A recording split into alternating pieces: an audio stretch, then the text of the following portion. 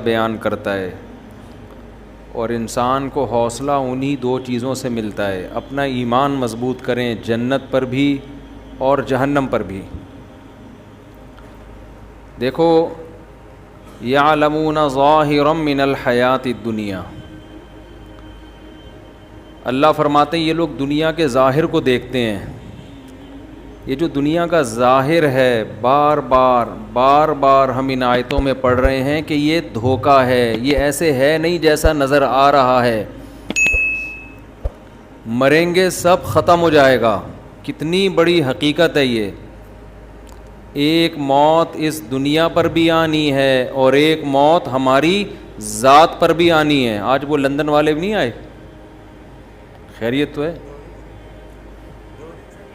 اچھا 2 دن سے نہیں آ رہے، اللہ خیر کرے۔ ایک موت ہم پر بھی آنی ہے اور ایک اس دنیا پہ بھی آنی ہے۔ یہ سب سائنسی ترقی اور خلائی سیارے اور مریخ اور چاند پہ پہنچنے والی باتیں بالآخر زمین پہ ڈھیر ہو جائیں گی۔ تو ترقی سے تو آپ کو منع نہیں کیا جا رہا، لیکن بار بار بتایا جا رہا ہے اصل آخرت ہے۔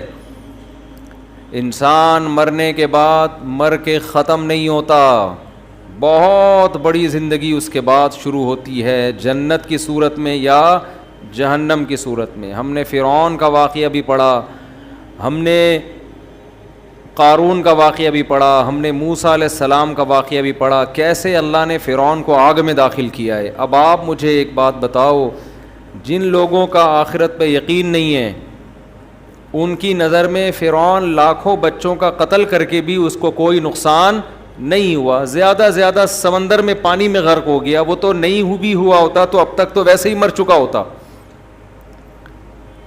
لیکن اللہ کہہ رہا ہے ایسا نہیں ہے، ایسا نہیں ہے۔ النار یعرضون علیہا غدوا وعشیا، آگ ہے جس میں وہ صبح و شام جلایا جاتا ہے۔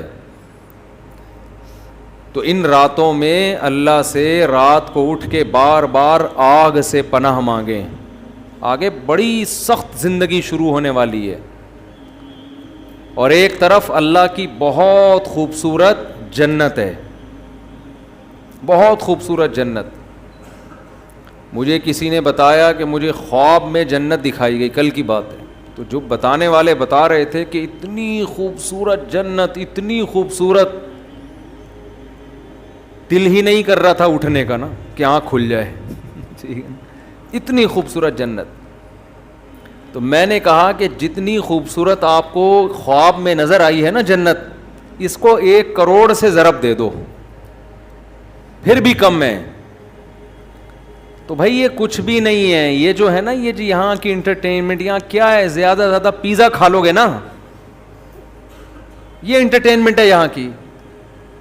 کیا کر لو گے، بھوک لگ رہی ہے، بیف بریانی کھا لی، بوفے میں چلے گئے، کیا کھا لیا وہاں پہ، کتنی دیر کی لذت ہے۔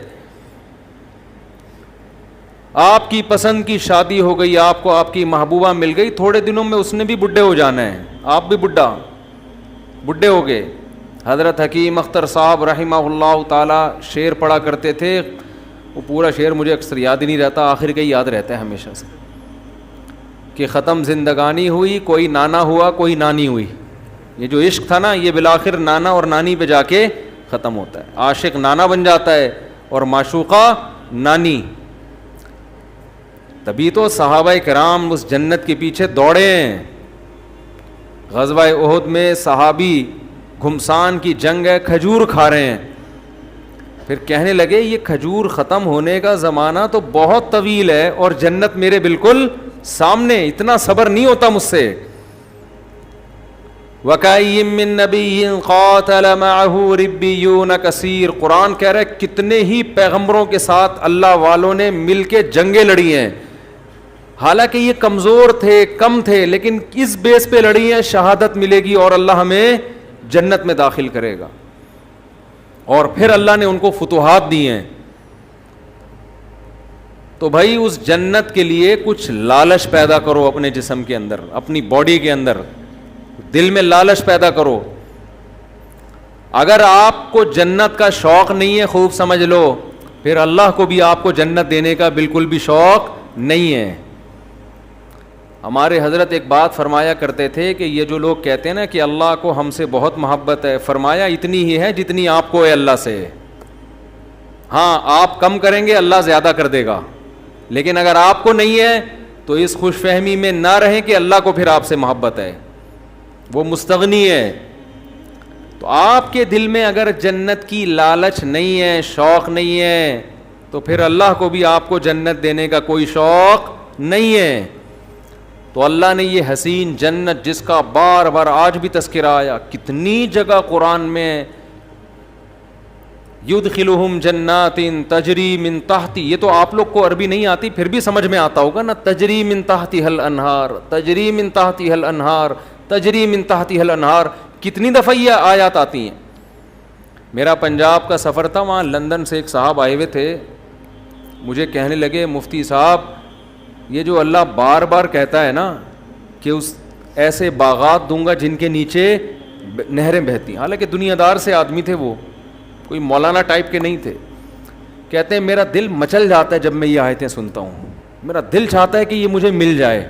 ایسے دل سے کہہ رہے تھے نا کہ بعض دفعہ انسان ایسے دل کی کیفیت سے کوئی بات کہتا ہے کہ لگتا ہے کہ یہ زبان سے نہیں بلکہ دل سے کہہ رہا ہے, اس کی واقعی یہ کیفیات بن رہی ہیں.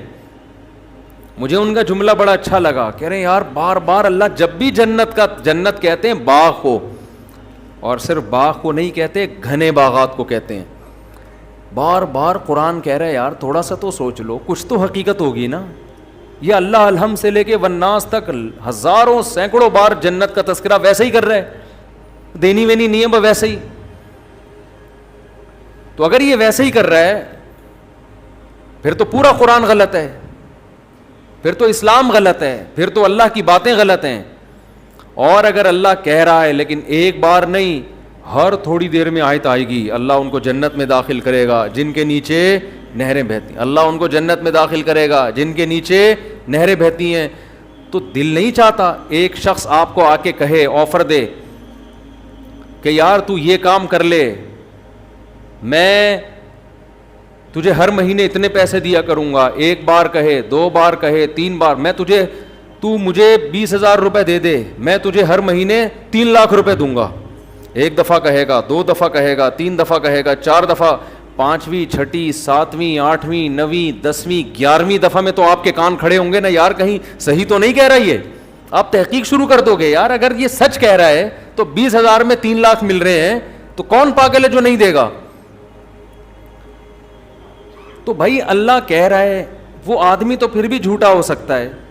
اللہ بار بار کہہ رہا ہے, یہ میں صرف قرآن میں نہیں کہہ رہا, قل ما کنت بدعا من الرسل, اے نبی ان سے کہہ دیجئے میں نیا نبی نہیں ہوں کوئی کہ میں اس کائنات میں پہلا بندہ پیدا ہوا ہوں جو جنت کی باتیں کر رہا ہوں. میں پہلا تھوڑی ہوں, مجھ سے پہلے موسیٰ یہ باتیں کر کے گئے ہیں, داؤد یہ باتیں کر کے گئے ہیں, سلیمان یہ باتیں کر کے گئے ہیں, عیسیٰ نے بھی یہی کہا. آج تورات اور انجیل اٹھا کے دیکھو, اتنی تحریف ہو گئی, جنت کا وہی نقشہ نظر آئے گا جو قرآن بیان کر رہا ہے, اس میں تحریف نہیں ہوئی ہے. جہنم کا وہی نقشہ بیان تورات بھی بیان کرے گی جو قرآن بیان کر رہا ہے.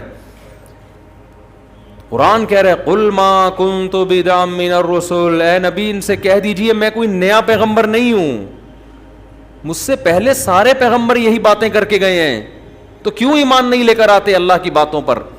آپ کہو گے کہ اللہ تو دکھا کیوں نہیں دیتا ایک دفعہ ہمیں. بہت مشکل ہے بات سمجھانا میرے بھائی. آپ کے دل میں یہ بات آ رہی ہوگی اللہ ذرا سی جھلک دکھا دے.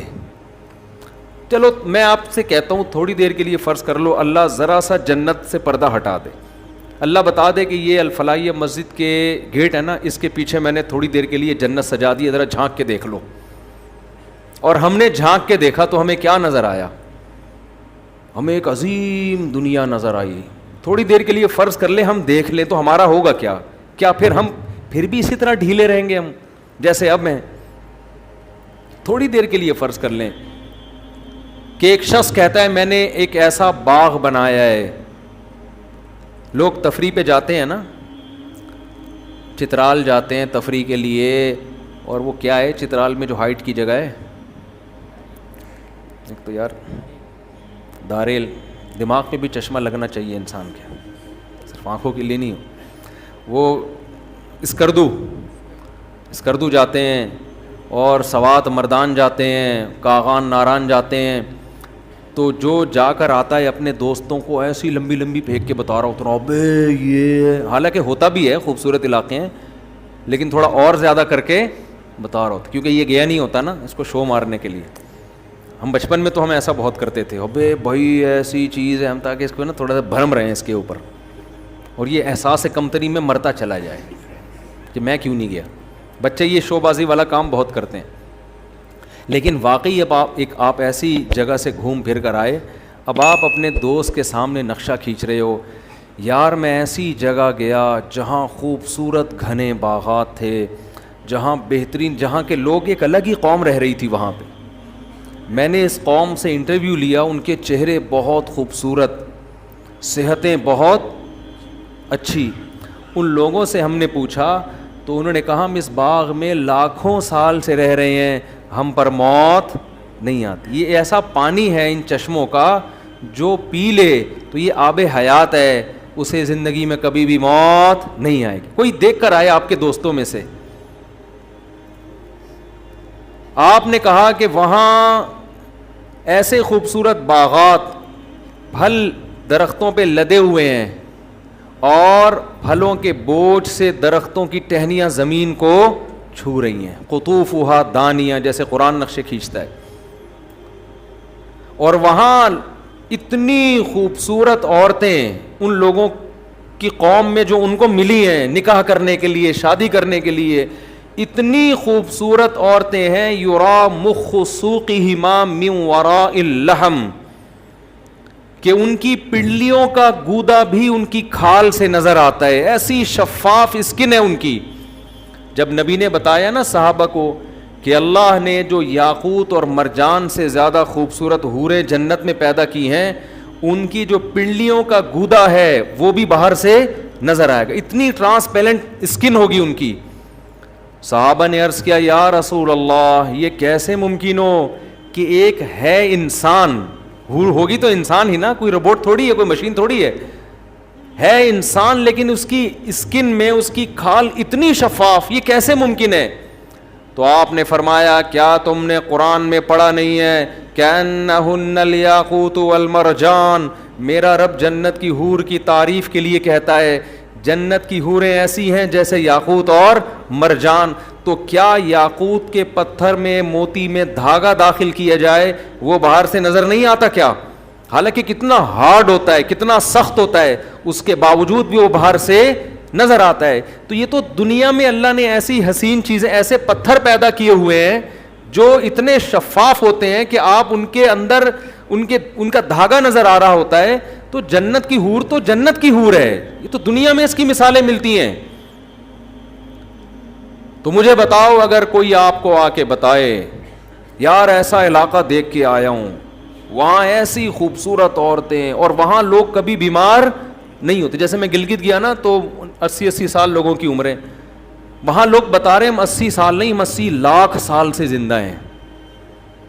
اور یہاں کے بارے میں رپورٹ یہ ہے کہ یہاں کسی کو موت نہیں آتی. یہاں محبت اتنی ہے آپس میں کہ کبھی کسی کا جھگڑا کسی سے نہیں ہوتا. لا يسمعون فیہا لغوا ولا تأثیما, قرآن کہتا ہے کبھی کوئی بیکار بات, کوئی لغو بات. یہاں تو ایک بیان دو, نیچے کمنٹس میں کچھ اچھے اور کچھ اسٹیبلشمنٹ کا پٹھو. اب اسٹیبلشمنٹ کے تانے کیوں دے رہے ہو؟ اب تو اسٹیبلشمنٹ اس کے خلاف ہے بھائی. ہمیں کہتے تھے نا اسٹیبلشمنٹ کے پٹھو ہیں, یہ حکومت کے پٹھو ہیں. اب تو حکومت بھی گئی, اسٹیبلشمنٹ بھی آپ کے ساتھ ہے. اب اگر میں حمایت کر رہا ہوں تو کم از کم اب تو یہ نہ بولو نا کہ اسٹیبلشمنٹ کے پٹھو ہیں. تو آدمی کی کھوپڑی گھومتی ہے نا کہ یار تم کیا کر رہے ہو, کچھ بولنے ہی نہیں دیتے. آپ تبصرہ کرو لیکن غلط بیہودہ الزام تو نہ لگاؤ نا ہمارے اوپر. تو یہاں آدمی کی کھوپڑی گھومتی رہتی ہے اور پتلا ہوتا رہتا ہے. آج مجھے کوئی کہہ رہا تھا آپ اتنے باریک ہوتے جا رہے ہیں. میں نے کہا بھائی رمضان کا آخری عشرہ چل رہا ہے, اتنے آج بھی میرا عصر کے بعد بھی بیان تھا, افطار سے پہلے. پھر ہم تو افطاری میں 2 نوالے کھاتے ہیں, اس کے بعد تو ہمیں کھانے کا تراویح کے سے پہلے بیان. اب بیان کے بعد جا کے شاید کھا لوں, لیکن ابھی بیان کے بعد بھی پھر کہیں بیان ہے, پھر اس کے بعد کہیں بیان ہے. تو تھوڑے دنوں میں مفتی صاحب مارکیٹ سے کیا ہو جائیں گے, میرا کرتا اور شلوار نظر آئے گا آپ کو, یہاں پہ بیان ہو رہا ہوگا, آپ اس میں سے کنگھال کے نکالیں گے, مفتی صاحب کو نکالو, اتنے باریک ہو جائیں گے, باتیں 4 شادیوں کی, ٹھیک ہے نا, صرف جذبے رہ جائیں گے, صرف کیا رہ جائے گا, جذبہ. تو ابھی میں سوچ رہا ہوں عید کا چاند نظر آ کے تھوڑی ریکوری ہوگی انشاءاللہ, بیلنس ڈلوائیں گے نا اپنے اندر. ابھی تو بیلنس سارا آہستہ آہستہ کیا ہو رہا ہے, ختم ہو رہا ہے. تو بیلنس عید کے بعد تھوڑا ناقے کریں گے بیانات پہ, ہو سکتا ہے کہیں آؤٹنگ پہ نکل جائیں, کہیں کھا پی لیں جا کے کہیں کچھ. تو لیکن آدمی ہلکا پھلکا ہی اچھا لگتا ہے. جتنا دبلا ہوتا ہے نا آدمی, دیکھنے میں کمزور لگ رہا ہوتا ہے, حقیقت میں وہ اور صحیح ہو رہا ہوتا ہے. میرے تو رمضان میں زیادہ صحیح رہتا ہے آدمی, جتنا کم کھاؤ, روٹی تو کھاؤ ہی نہیں رمضان میں, بس لیمن کا جوس پیتے رہو بیٹھ کے, اس پہ فٹ رہو گے, اس پہ سیٹ ہو جاؤ, ایسا فٹ فاٹ ہو جاتا ہے نا آدمی, ہلکا پھلکا, صحت ٹائٹ ہو جاتی ہے. خیر, تو میں آپ سے عرض کر رہا تھا کہ یہاں ہم الٹی الٹی باتیں سنتے رہتے ہیں, دماغ پکتا رہتا ہے, ٹینشن میں جاتے رہتے ہیں. قرآن کہتا ہے لا یسمعون فیہا لغوا ولا تأثیما, کوئی لغو بات, کوئی ایسی بات کبھی سننے کو نہیں ملے گی جسے سن کے آپ کی کھوپڑی گھوم جائے کہ یار تیرا کیا بولت, دل کر رہا ہے تیرے رکھ کے ایک چماٹ لگاؤں میں. یہ ہوتا ہے نا یہاں پہ, سب محبت کی باتیں. جب ملیں گے سلام کے ساتھ ملاقات, وآخر دعواہم ان الحمد للہ رب العالمین, جب رخصت ہوں گے تمام تعریفیں اس اللہ کے لیے, منہ سے اچھی بات نکالیں گے لوگ, محبت ہوگی آپس میں, بازار لگیں گے, مارکیٹیں لگیں گی, خرید و فروخت کا اپنا انسان کا ایک نشہ ہے شاپنگ کرنے کا, تو چہرے رونق ہو جائیں گے. اب بتاؤ کوئی ایسی جگہ دیکھ کر آئے اور کوئی نقشہ کھینچے کہ یار میں ایسی جگہ دیکھ کر آیا ہوں جہاں ایسی خوبصورت عورتیں اور ایسے خوبصورت محلات ہیں, بے جوڑ موتی کے محلات, غرف مبنیۃ, اللہ کہتے ہیں بالا خانے ہوں گے جنت میں. بالا خانے کسے کہتے ہیں؟ گھر کے اوپر گھر, گھر کے اوپر گھر. علی سرر متقابلین, مجلسیں کیسے لگیں گی؟ تختوں پہ, شاہی تختوں پہ گاؤ تکیے لگا کر بیٹھے ہوں گے بارونق چہروں کے ساتھ. اور اللہ نے کیا تعریف کی, کأنہن بیض مکنون, فرمائے تمہیں جو عورتیں وہاں ملیں گی جن سے تمہارا نکاح ہوگا, بیض مکنون, ان کے حسن کی اللہ کیسے مختلف انداز سے تعبیر کرتا ہے. کہیں اللہ کہتا ہے قاصرات الطرف عین, ایسی حیا, یہاں تو آپ بیگم سے اونچی آواز سے بات کریں, آگے سے اس سے زیادہ اسپیڈ سے جواب پارسل ہوگا. وہاں کیا قرآن کہہ رہا ہے کہ جو حور ہے جنت کی, قاصرات الطرف عین, بڑی بڑی آنکھوں والی, آئینہ, آئینہ کہتے ہیں بڑی آنکھوں والی, اور قاصرات الطرف, نظر کو جھکانے والی. اور قرآن کیا کہتا ہے, حور کسے کہتے ہیں عربی میں؟ حور کہتے ہیں سفید رنگت والی, حورا, حورا کہتے ہیں, اس کی جمع حور آتی ہے. اس کی آنکھوں کی سفیدی انتہائی سفید, اور اس کی جو آنکھوں کی سیاہی ہے, جو پتلی ہے, وہ انتہائی سیاہ. کیسے اللہ تعالیٰ اس کے حسن کا نقشہ کھینچتے ہیں. اور قرآن کیا کہتا ہے, ایسی شفاف, کأنہن بیض مکنون, جیسے چھپائے ہوئے انڈے ہوتے ہیں نا, پرندہ گھونسلے میں انڈے دے کے اس پہ گھاس ڈال دیتا ہے کہ اس پہ گرد و غبار نہ آئے. تو اللہ کہتے ہیں میں نے ایسے ہی ان حوروں کو جنت کے مشک و عنبر کی مٹی سے بنا کے خیموں میں محفوظ کر دیا ہے. لم یطمثہن انس قبلہم ولا جان, کوئی انسان اور جن ایسا نہیں ہے جس نے ان کو کبھی چھوا ہو اس جنتی سے پہلے. جنتیوں کے لیے اللہ نے محفوظ کر دی ہیں. اللہ کو پتہ ہے یہاں کون جنت والے اعمال کر رہا ہے, اللہ ان اعمال والوں کے لیے پہلے سے ان کے لیے انتظام کر کے رکھا ہوا ہے اللہ تعالیٰ نے.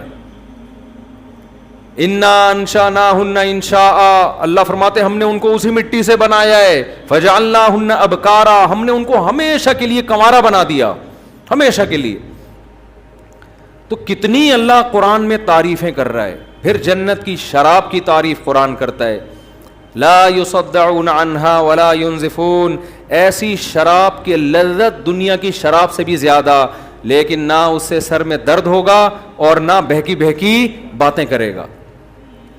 فیہا انہار من ماء غیر آسن, 4 نہریں اللہ نے جنت میں ذکر کی ہیں. ایک نہر ایسا پانی جس کا ذائقہ کبھی متغیر نہیں ہوگا، ایک سفید دودھ کی بہتی ہوئی نہر، ایک شراب کی بہتی ہوئی نہر. جہاں شراب کا تذکرہ آیا لذۃ للشاربین، فرمایا ایسی شراب جو پینے والوں کے لیے لذت کا سامان ہوگا. وانہار من عسل مصفی، اور ایک نہر اللہ نے پیدا کی ہے شہد کی نہر. اللہ اپنی جنت کی بار بار بار بار بار بار، اور سورہ رحمان میں تو تعریفیں کر کے پھر بار بار یہ بھی کہتا ہے فَبِأَيِّ آلَاءِ رَبِّكُمَا تُكَذِّبَانِ، اپنے رب کی کون کون سی نعمتوں کو جھٹلاؤ گے.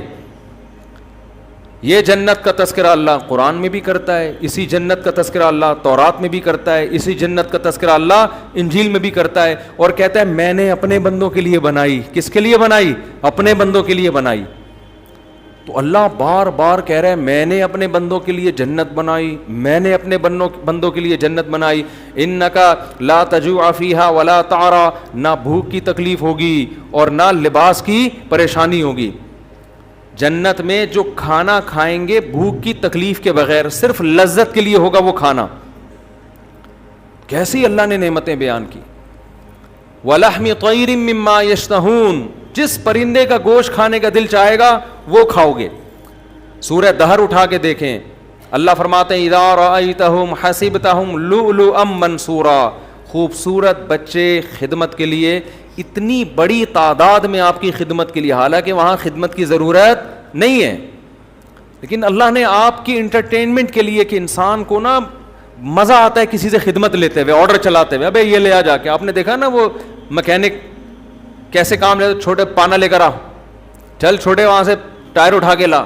وہ چھوٹا گنجا ہوتا ہے، اس کے چپت بھی پڑتی رہتی ہے سر پہ، اور اس کو ٹنڈ بھی کروا کے رکھتے ہیں. اکثر میں نے دیکھا ہے وہ بچے جو کام کر رہے ہیں نا وہ گنجے ہوتے ہیں، ان کو میں کہتا ہوں بال تو رکھو، کم از کم چپت لگے گی، تھوڑی تکلیف کم ہوگی اس سے. انسان کی ہے کہ بھائی وہ چودراہٹ چاہتا ہے.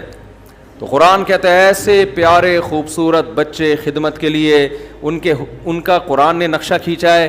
اذا رأیتہم حسبتہم لؤلؤا منثورا، جب تم ان کو دیکھو گے ایسے لگے گا موتی ہیں بکھرے ہوئے. جیسے تسبیح خوبصورت دانوں والی ٹوٹتی ہے اور کیسے موتی بکھر جاتے ہیں، ایسے وہ خوبصورت بچے جنت کے اندر بکھرے ہوئے ہوں گے. ایک روایت میں آتا ہے جو جنت اپنی آنکھوں سے دیکھ لے اس کو دنیا جہنم لگے گی. یہ جو دنیا ہم جہاں بیٹھے ہوئے ہیں نا، جیسے جو لوگ امریکہ یورپ سے آتے ہیں نا، کراچی آتے ہیں، گلی میں آتے ہیں. کل ایک صاحب مجھے کہنے لگے کہ میں کینیڈا جا رہا ہوں، 5 سال بعد میرا ارادہ ہے واپس پھر یہیں اسٹے کروں گا، میں بس 5 سال میں اتنا کما لوں گا پھر یہیں آؤں گا. میں نے کہا 5 سال کے بعد آپ یہاں آؤ گے مگر آپ کا یہاں دل نہیں لگے گا، کیونکہ آپ نے کینیڈا دیکھ لیا ہوگا، آپ کو یہاں گٹر کے ڈھکن ہضم ہی نہیں ہوں گے آپ کو یہاں، پھر یہاں ٹریفک، پھر گاڑیاں. تو میں نے کہا یا تو جاؤ نہیں، اسی گندگی میں گزارا کرو، کیونکہ اس گندگی میں بہت سی اچھائیاں بھی ہیں، مذہب محفوظ ہے، یہاں پہ سستائی ہے وغیرہ وغیرہ. بھی میں اس ٹاپک پہ نہیں جاتا، بہت سی خوبیاں ہیں. تو یہ گٹر کے ڈھکن وکن برداشت کر لو، آپ کا امیون سسٹم اتنا اچھا ہو جائے گا یہاں پہ رہ کے کہ کسی دن گٹر میں گر بھی گئے نا تو اگلے گٹر سے نکلو گے زندہ سلامت. ایسا سسٹم ہو جاتا ہے یہاں پہ، وہاں سے نکلنا بھی ضروری نہیں ہے. اگر آپ چلتے چلتے اگلے ڈھکن اور اگلے سے نکل جاؤ گے، کیونکہ ڈھکن وہاں بھی نہیں ہوگا. یعنی یہ بھی ٹینشن نہیں ہے کہ میں یہاں سے آگے چلا گیا، پیچھے سے پانی کا پریشر آیا، نکلوں گا کہاں سے، کوئی بات نہیں، اگلے ڈھکن سے نکل جاؤ آپ. تو روایت میں آتا ہے کہ کوئی یہاں آ کے کوئی جنت میں یہاں آ کے دیکھ لینا تو اسے یہ کیا لگے گی دنیا جہنم. تو اللہ اتنی تعریفیں کر رہا ہے. ان للمتقین مفازا، جو لوگ پرہیزگار ہیں، گناہوں سے بچتے ہیں، انٹرنیٹ پر بیہودہ فلمیں نہیں دیکھتے، اگر کبھی غلطی ہو رب کو منا کے رو کے منا کے توبہ کرتے ہیں، نظر کی حفاظت کرتے ہیں، یغضوا من ابصارہم، سود نہیں کھاتے، کسی کی غیبت نہیں کرتے، کسی پر بہتان نہیں لگاتے. بہتان میں یہ بھی ہے سیاسی اختلافات میں مخالف پر بے جا الزامات لگانا، یہ بھی بہتان تراشی میں داخل ہے. آپ کسی سیاسی جماعت میں بغیر دلیل کے اپنے لیڈر کے کہنے پہ دوسرے کے لیڈر کو برا کہنا شروع کر دیں. یہ کوئی دلیل نہیں ہے کہ میرے قائد نے بولا تھا کہ ایسا ہے تو آپ نے بھی بول دیا ویسا ہے. آپ کے قائد کی کیا دلیل ہے؟ آپ کے وہ تو اپوزیشن میں، وہ تو بولیں گے ایسا ہے. قرآن بار بار کہتا ہے کسی پر بہتان نہیں لگاتے جب تک کوئی یقینی دلیل نہ ہو. کسی پر بہتان نہیں لگاتے، غیبت نہیں کرتے، رشتہ داری کو جوڑتے ہیں. او بھائی تمہیں دنیا ایسا انعام نہیں دے سکتی. دیکھو اللہ ہمیں جو نیک اعمال کا کہہ رہا ہے نا, وہ اللہ اس لیے نہیں کہ ہم ایک دوسرے کو خوش کریں, اس لیے کہ ہم کس کو خوش کریں, اللہ کے لیے. میرا رب اگر مجھے کہتا ہے میں اپنے باپ کو نہ ستاؤں, میں اپنے باپ کی اطاعت کروں, تو رب باپ کے لیے نہیں کہہ رہا, رب کس کے لیے کہہ رہا ہے, اپنے لیے, کہ میرا حکم ہے ماں باپ کی خدمت کرو. اس کا بدلہ ماں باپ نہیں دیں گے, کون دے گا, میں دوں گا. جو مذہب کو نہیں مانتے وہ ماں باپ کی خدمت کا بدلہ کس سے مانگتے ہیں, ماں باپ سے مانگتے ہیں. جو مذہب کو نہیں مانتے, جنت جہنم کو نہیں مانتے, باپ اگر اولاد پر احسان کرے گا تو اس کا بدلہ کس سے مانگے گا, اولاد سے. وہ اللہ سے بدلہ نہیں مانگے گا. جو مذہب کو نہیں مانتے وہ غریب پر احسان کریں گے تو اس کا احسان کا بدلہ کس سے مانگیں گے, غریب سے. گوروں نے کتاب لکھی ہے کہ دنیا میں جو بھی اچھا کام کرتا ہے اس کا حق ہے کہ اس کو دنیا میں پیسوں کی صورت میں بدلہ دیا جائے. یہ گورے کہتے ہیں ہر شخص کو اس کا کوئی بھی کچھ بھی کر رہا ہو اس کی قیمت ہوتی ہے. تبھی آپ دیکھیں بہت سے موٹیویشنل اسپیکر ہیں, یہ فری میں کہیں 5 منٹ بھی بیان نہیں دیں گے, جا کے ہر بیان کی ان کی قیمت ہوتی ہے. وہ کہتے ہیں ہم جب آپ کی خدمت کر رہے ہیں تو ہمیں اس کے بدلے میں کیا مل رہا ہے, ہمارے ریٹ ہیں 1 گھنٹے کے اتنے, آدھے گھنٹے کے اتنے پائیں, کبھی فری میں بھی تو کر دیا کریں نا بات. لیکن اگر آپ آخرت کے لیے کام کر رہے ہو جیسے ہمارے اکثر علماء کرتے ہیں تو ان کے بیانات کی کوئی قیمت نہیں ہوتی. مجھے لوگ سمجھتے ہیں کہ جو ہم یہاں پورا تراویح میں بیٹھ کے بیان کر رہے ہیں نا, اس کے ہمیں پیسے مل رہے ہیں, پیسے مل رہے ہیں. یا ہم کہیں دنیا میں باہر ملکوں میں بیان کے لیے جاتے ہیں تو ہمیں 5 روپے بھی نہیں ملتے. ہمیں کوئی ہدیہ تو کوئی بھی کسی کو کسی بھی ٹائم پہ دے دے, اس پہ تو منع نہیں کیا جا سکتا کسی کو. انگریز نہیں کرتا یہ کام. آپ نے کبھی انگریزوں کو دیکھا 1-1 گھنٹے کے لیکچر فری پھوکٹ میں دے رہے ہوں, کبھی سنا آپ نے؟ بولو نا, کیا ہو گیا, کبھی بھی نہیں سنا. اور اسلام اسی وجہ سے زندہ ہے, اسی وجہ سے اسلام زندہ ہے آج. عیسائی مشنریاں جو محنت کر رہی ہیں, ہر مشنری کو اس کا پیسہ, ہر کارکن کو پیسہ ملتا ہے جو بھی ان مشنریوں میں. تبلیغی جماعت پوری دنیا میں گھومتی ہے, ساؤتھ افریقہ کے جنگلوں میں بھی, اپنی جان, اپنا مال, اپنا وقت. آپ ایک کمپنی کو بتا دیں کہ آج جتنا کمپنی میں کام ہوگا اس دن کی تنخواہ آپ کو نہیں ملے گی, ایک بندہ کمپنی میں جا کے دکھا دیں میرا نام بدل دیں آپ. لیکن تبلیغی جماعت میں ایک مینیجر ہوتا ہے جس کو امیر کہتے ہیں, وہ مینیجر ہے, اس کے ماتحت 10-15 افراد ہوتے ہیں, پورے سال جماعت کو لے کے چلتا ہے. وہ پورے سال 1 روپیہ بھی اس کا نہیں لیتا, 1 روپیہ بھی. اپنا پیسہ ان پہ خرچ کر رہا ہے الٹا. پورے سال جماعت کو سردی, گرمی, خزاں, بہار کے موسم میں پہاڑوں میں, پتھروں میں, گاؤں میں, دیہاتوں میں, ایسی ایسی جگہ جماعتوں کو لے کے جائے گا. واش روم میں ٹوٹے ہوئے لوٹے, ٹوٹے ہوئے واش روم, بڑے بڑے امیر گھرانوں کے لوگ, آرمی کے بریگیڈیئر کرنل جیسے لوگ اس کے ماتحت ہوتے ہیں امیر کے. اور وہ امیر وہ 5ویں پاس بھی نہیں ہوتا. کیسے بہترین نظام کے تحت پوری سال جماعت کو گھما کے واپس لے آتا ہے. جب واپس آتا ہے تو کوئی ہار پھول لے کے استقبال کے لیے کھڑا نہیں ہوتا کہ اللہ کی راہ میں سال لگا کے آیا ہے. یہ کہاں سے, یہ کیوں ہو رہا ہے بھائی؟ یہ کوئی دنیا میں تصور کر سکتا, کوئی گورا انگریز تصور کر سکتا ہے اس کا؟ یار نہیں سمجھ میں آ رہی نا تو مجھے غصہ نہیں دلایا کرو تم لوگ, تو یوں کر دیا کرو ہاں